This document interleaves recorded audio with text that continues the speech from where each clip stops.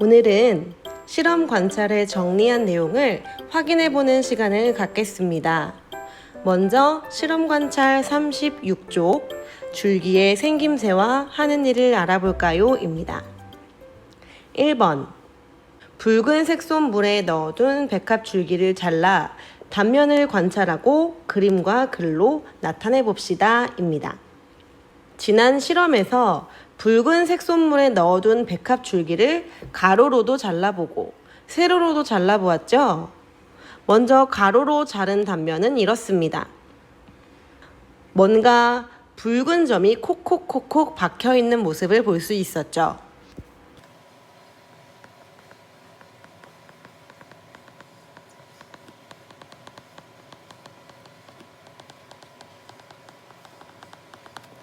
다음 세로로 자른 단면은 이렇습니다.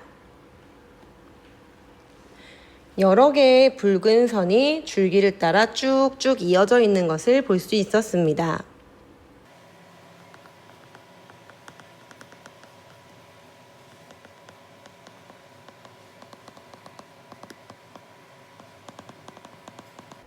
이제 2번으로 넘어가 봅시다.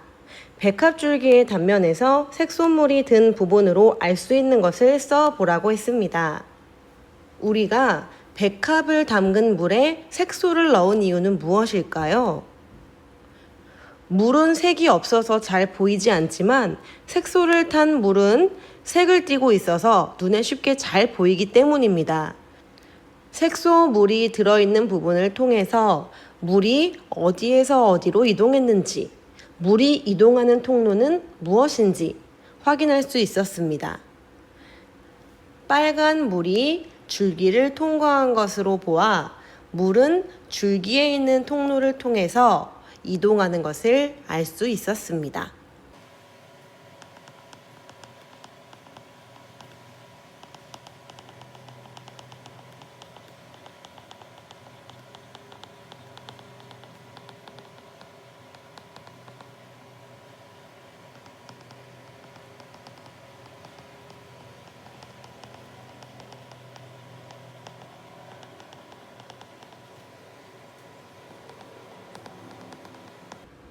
여기서 물이 이동한 통로 또는 줄기에 있는 이 통로는요, 물관이라고 부릅니다.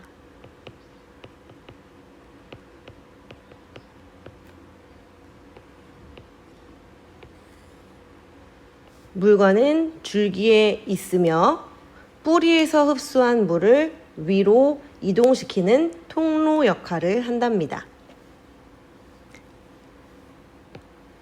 그럼 다음으로 3번으로 넘어가 봅시다. 관찰 결과를 바탕으로 물의 이동 과정을 써 봅시다. 식물에서 물은 어디를 통해서 들어올까요?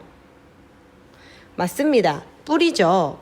그래서 뿌리에서 흡수한 물이 줄기에 있는 통로를 통해서 위로 잎이나 꽃이나 열매로 이동한다는 것을 알 수 있습니다.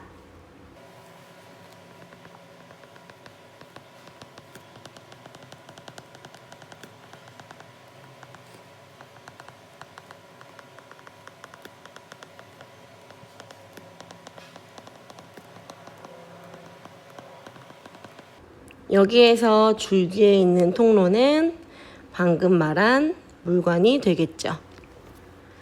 그럼 마지막으로 이 실험을 통해 알게 된 줄기의 역할을 정리해 봅시다. 줄기는 뿌리에서 흡수한 물을 어떻게 했던가요? 네, 맞습니다. 뿌리에서 흡수한 물을 위로 이동시키는 통로 역할을 한다고 배웠습니다.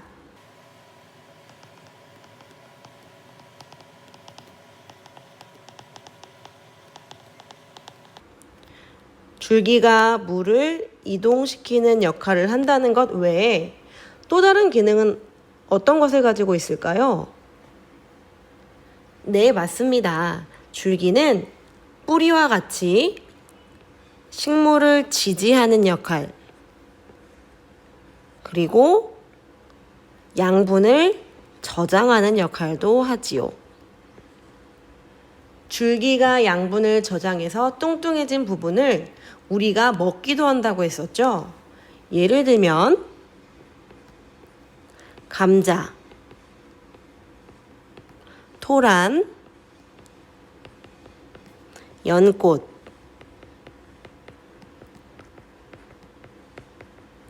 마늘과 같은 식물들이 그렇습니다. 참고로 지난 시간에 뿌리의 양분을 저장한 것을 우리가 먹는 식물도 있었죠. 고구마나 무나 당근 같은 것들이 그랬습니다. 이 점 참고로 알아주시고 실험 관찰 정리를 마무리하겠습니다.